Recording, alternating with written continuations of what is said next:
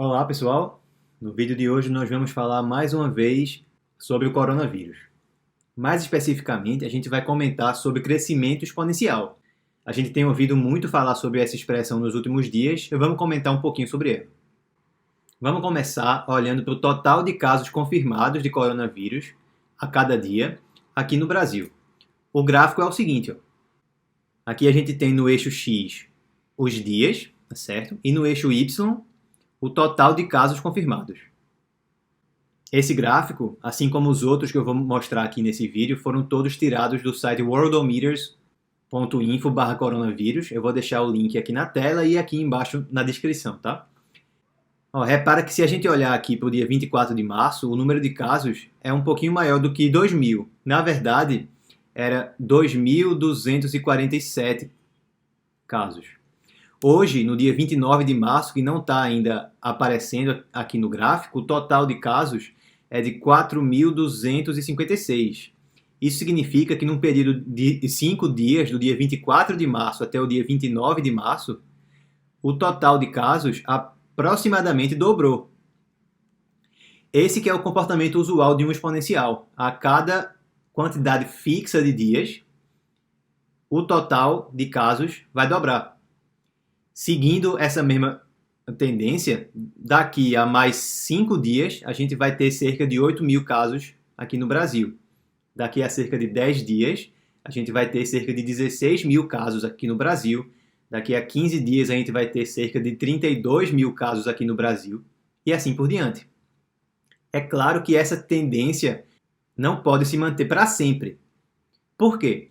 Se a gente começasse com apenas uma pessoa infectada, e o número de casos dobrasse a cada 5 dias, uma conta rápida iria mostrar para a gente que após 28 períodos de 5 dias, um pouco menos do que 5 meses, o total de casos ia ser aproximadamente 268 milhões, que é bem maior que a população do Brasil. Ou seja, não tem como esse crescimento exponencial se manter eternamente.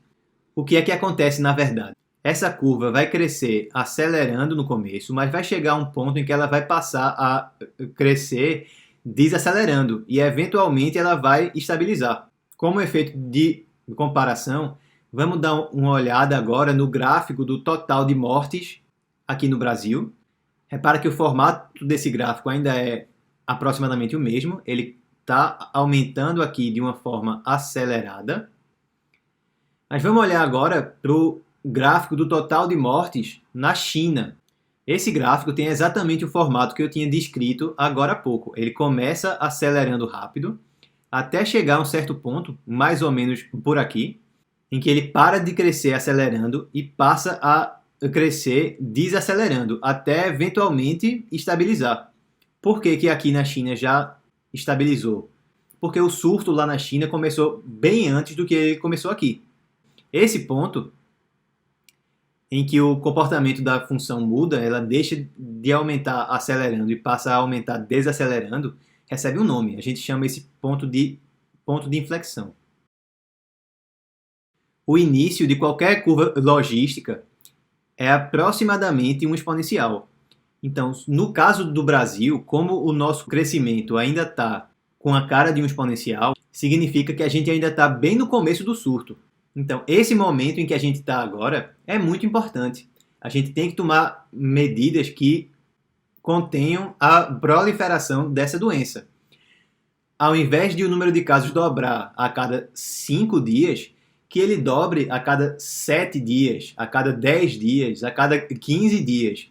Se a gente conseguir isso, a gente vai fazer com que esse ponto de inflexão seja puxado para a esquerda.